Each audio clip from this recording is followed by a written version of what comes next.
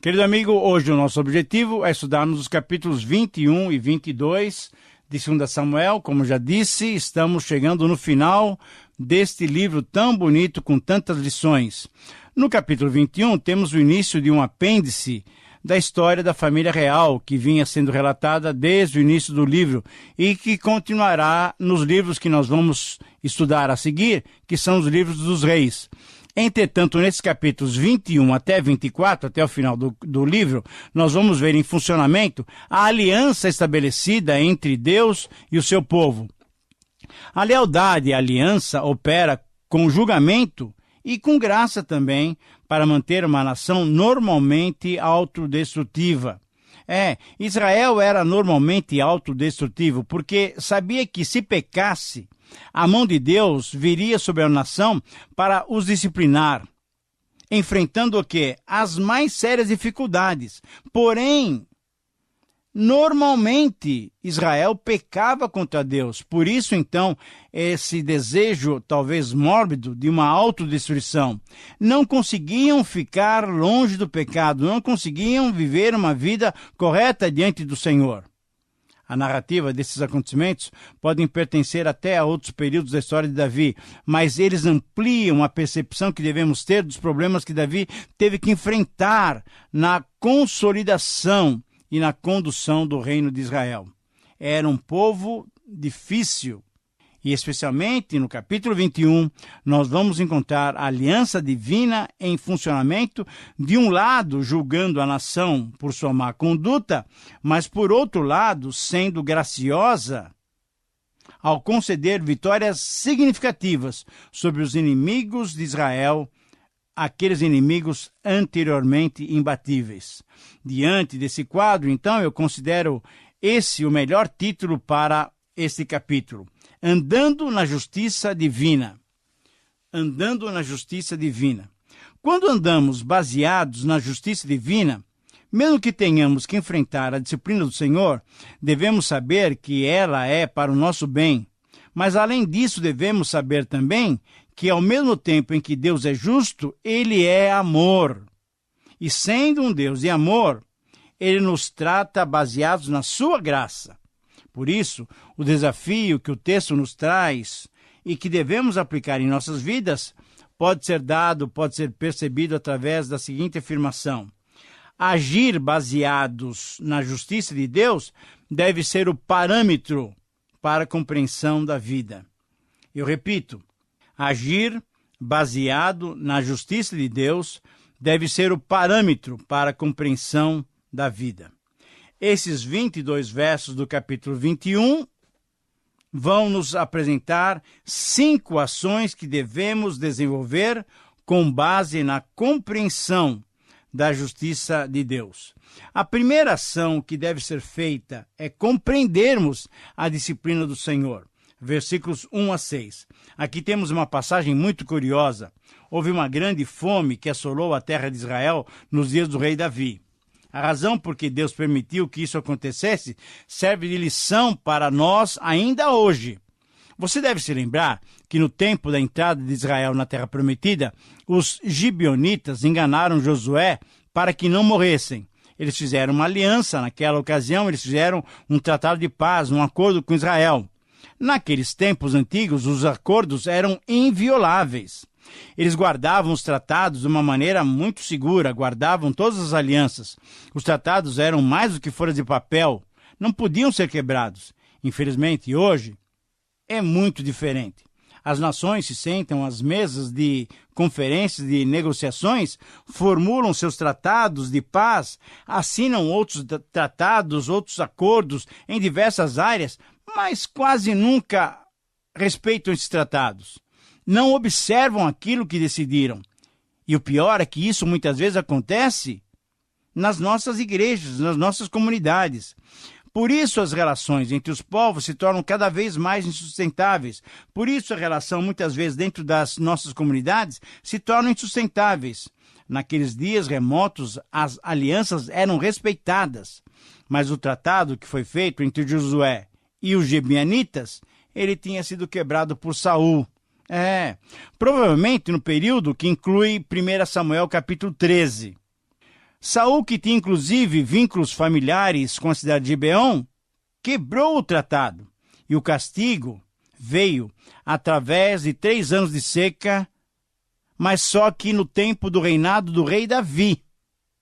Davi, então, orientado por Deus, procurou aceitar essa disciplina, mas ao mesmo tempo procurou acertar a situação com os gibeonitas.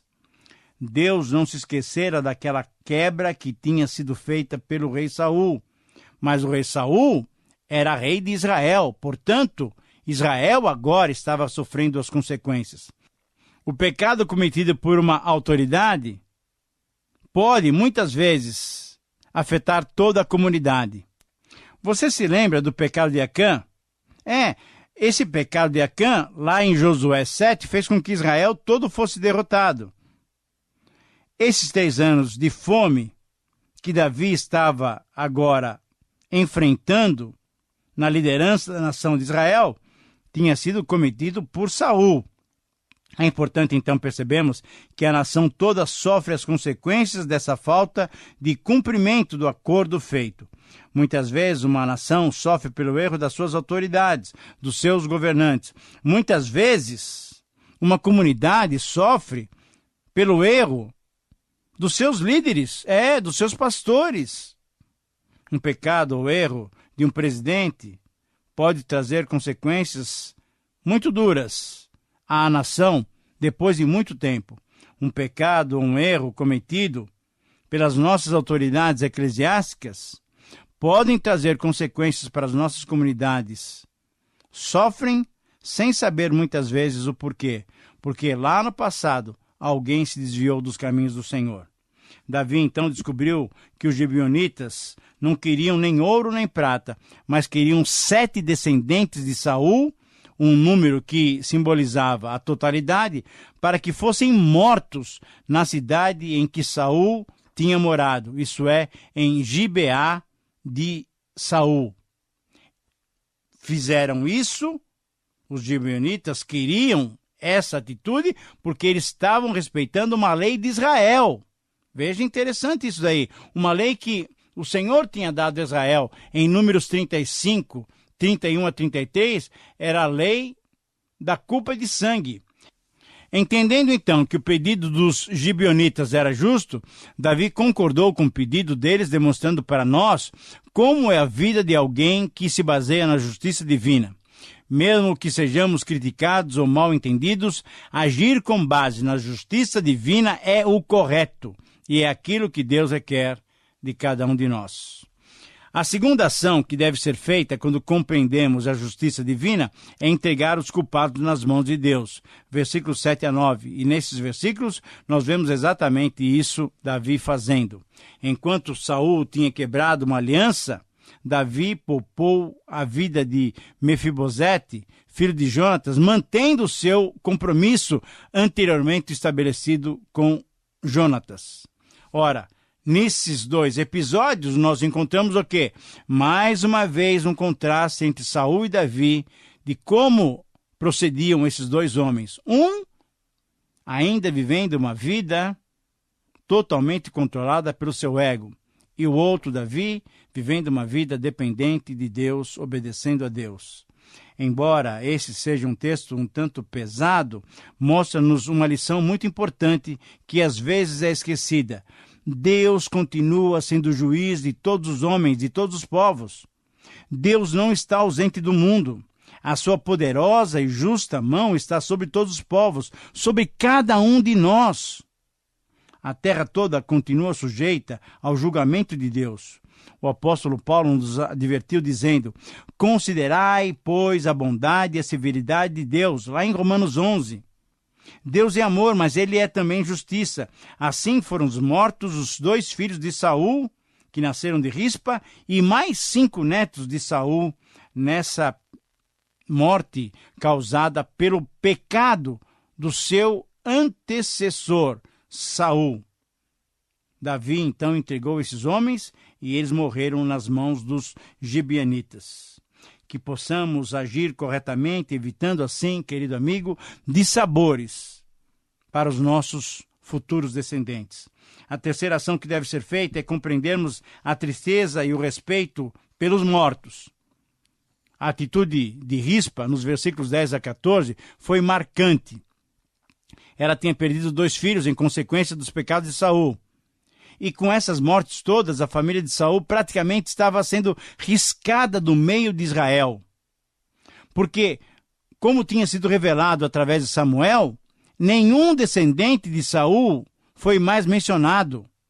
Por exemplo, em 1 Crônicas, na volta do povo do exílio, capítulo 8 e capítulo 9, nenhum descendente de Saul foi mencionado, exceto a linhagem de Jonatas, que tinha promessa de ter os seus descendentes preservados pela aliança que ele tinha feito com o rei Davi. Rispa, a mãe de 2 daqueles 7 mortos, ficou durante alguns meses cuidando, honrando seus mortos, até que a chuva voltasse a cair dos céus, porque era uma época de seca, indicando então que Deus, através da chuva, tinha visto que a justiça tinha sido praticada, tinha sido restabelecida. Davi, consternado com aquela atitude honrosa e respeitosa de Rispa, tomou medidas de maior impacto e ele quis homenagear aqueles 7 mortos e assim também homenageou Saul e Jonatas. Retirou os ossos de Saul e Jonatas que estavam em Gileade e mandou-os, todos esses que foram mortos, para serem sepultados no território de Benjamim, na sepultura de Quis, pai de Saul. Quando cumprimos com a vontade de Deus, quando respeitamos e honramos aqueles que vieram antes de nós, mesmo quando, sem entendermos claramente, agimos de acordo com a justiça de Deus, querido amigo, podemos estar bem certos da sua boa mão sobre cada um de nós. Muito bem, a quarta ação que deve ser feita quando compreendemos a justiça divina é proteger o ungido do Senhor. Esse relato está nos versículos 15, 16 e 17. As batalhas entre os israelitas e os filisteus foi sempre uma constante no relacionamento das duas nações. E aqui vemos mais uma vez uma batalha dura entre os israelitas e os filisteus. E provavelmente Davi tinha aprendido que, como líder máximo, ele também deveria estar junto com seus soldados, para que não se repetissem os acontecimentos relatados no capítulo 11, quando, por ele não ter ido à batalha, pecou com Betseba. Ele estava agora na frente da batalha. E aí, por pouco, porque já estava mais idoso, não foi morto por um homem filisteu, por um dos gigantes dos filisteus. Abissai, então, um dos comandantes do exército, irmão de Joabe, sobrinho também do rei Davi, é que agiu prontamente, livrando Davi daquele encontro fatídico com aquele gigante filisteu. Ora, diante dessa situação, os homens de Israel decidiram que Davi não iria mais sair com eles para novas batalhas. E disseram uma frase muito bonita: você é a luz de Israel. Isto é, Davi era considerado pelos israelitas como aquele que dava segurança, dava esperança, mostrava o caminho para a nação israelita.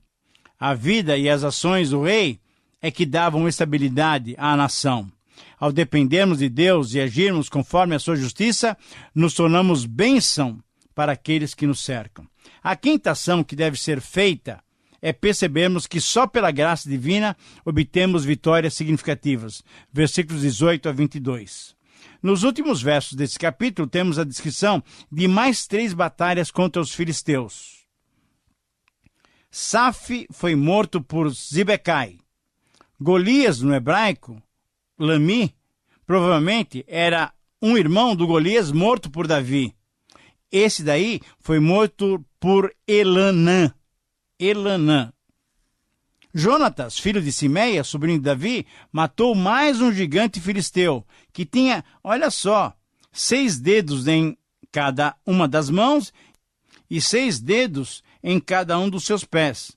Era um homem, em certo sentido, meio deformado. Esses gigantes que lutavam pelos filisteus provavelmente eram descendentes daqueles anaquins que foram vistos por Josué lá no capítulo 2, quando Israel ia entrar na Terra Prometida.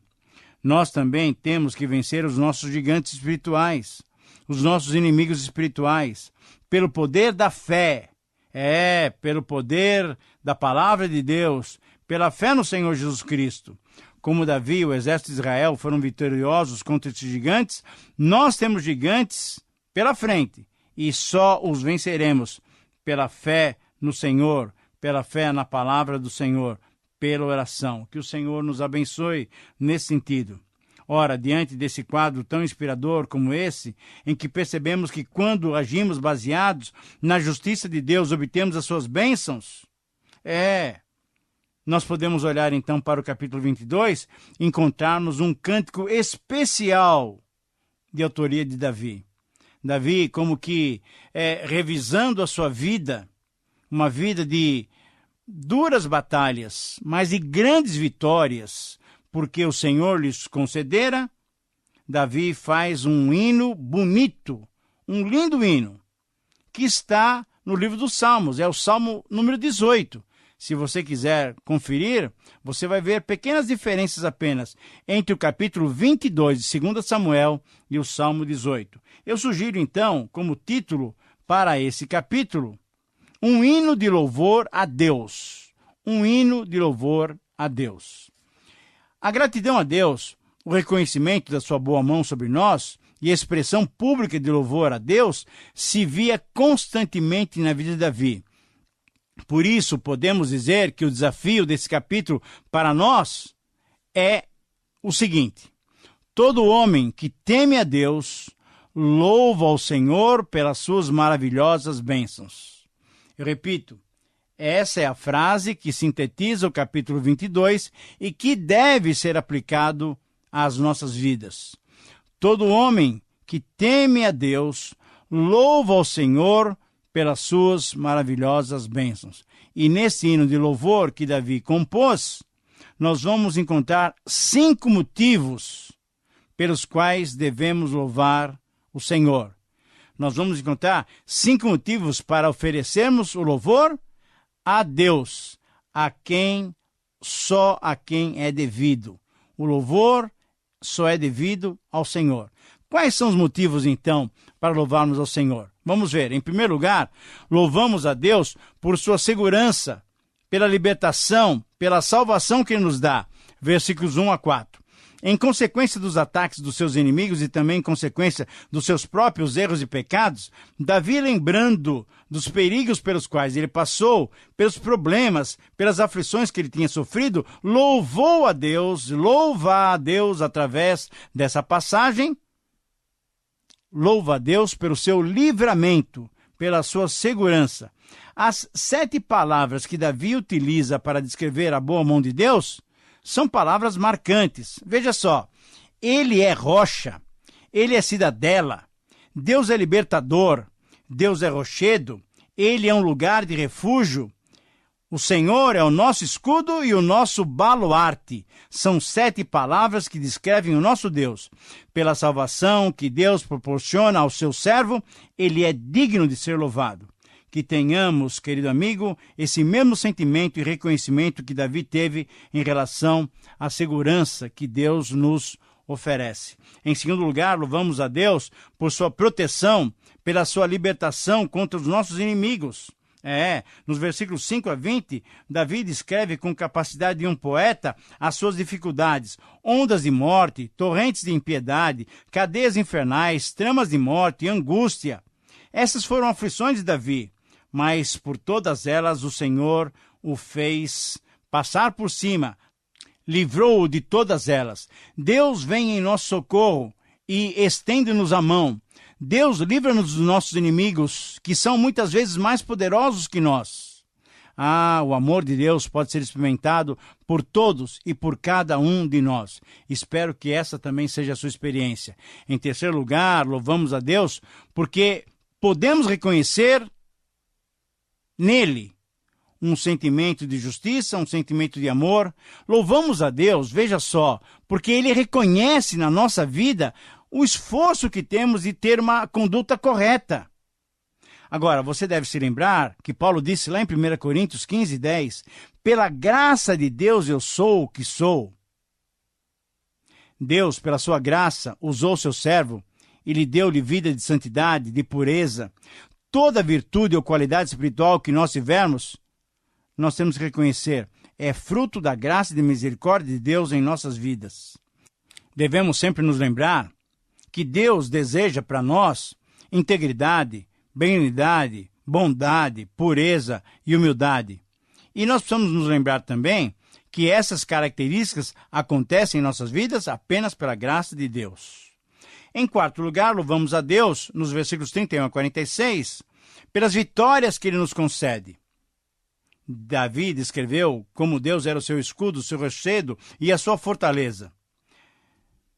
Deus deu-lhe ligeireza, adestrou as suas mãos, fortaleceu seus braços, alongou seus passos e firmou seus pés para que ele não vacilasse. Davi reconhecia que o fortalecimento que Deus lhe dera tinha possibilitado a sua vitória contra os inimigos.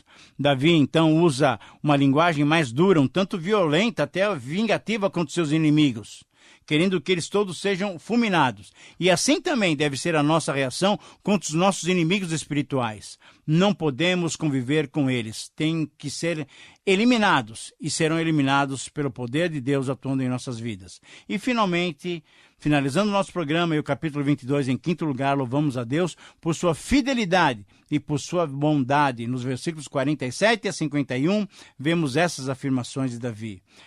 Nesses versículos finais, Davi inicia com um cântico de engrandecimento a Deus. Mas o grande detalhe que devemos notar é que esse louvor, a gratidão a Deus, o reconhecimento das suas boas obras em nosso favor, deve ser feito publicamente, diante de todos. Versículo 50. Que possamos então, querido amigo, dessa mesma maneira, exaltar, engrandecer e celebrar a fidelidade e a bondade do Senhor para conosco, porque Ele tem nos tratado dessa maneira especial. Que Deus nos abençoe e que você tenha a bênção de Deus sobre a sua vida, vida familiar e vida ministerial. Até o próximo programa.